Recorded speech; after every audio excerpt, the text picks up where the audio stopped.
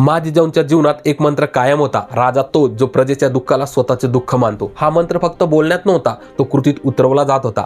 स्वराज्य हळूहळू उभं राहत होतं, किल्ले जिंकले जात होते, रयतेला दिलासा मिळत होता। पण स्वराज्यात एक गोष्ट अत्यंत कडक होती, शिस्त आणि न्याय। मा जिजाऊंनी शिवबा लहानपणापासूनच एक गोष्ट ठासून सांगितली होती, अंगणातली तुळस, गोठ्यातली गाय आणि घरातली माय यावर कोणी वाकडी नजर टाकली तर त्याची गय करायची। पुढे स्वराज्यात एक घटना घडली।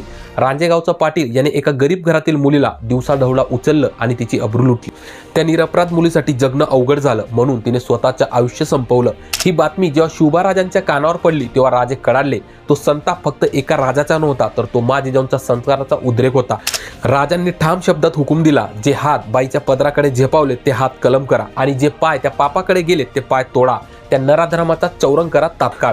ही शिक्षा फक्त त्या पाटलासाठी नव्हती, ती होती स्वराज्यातील प्रत्येक नराधर्मासाठी दिलेली चेतावणी। सत्तेचा मात, पैशाचा अहंकार आणि पदाचा दर्प, स्वराज्यात यापैकी कोणालाही माफी नव्हती।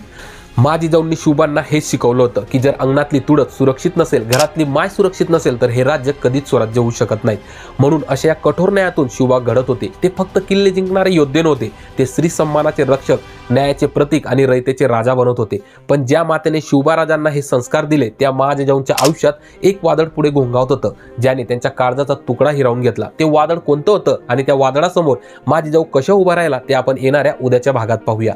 जय जिजाऊ, जय शिवराय, जय शंभूराजे।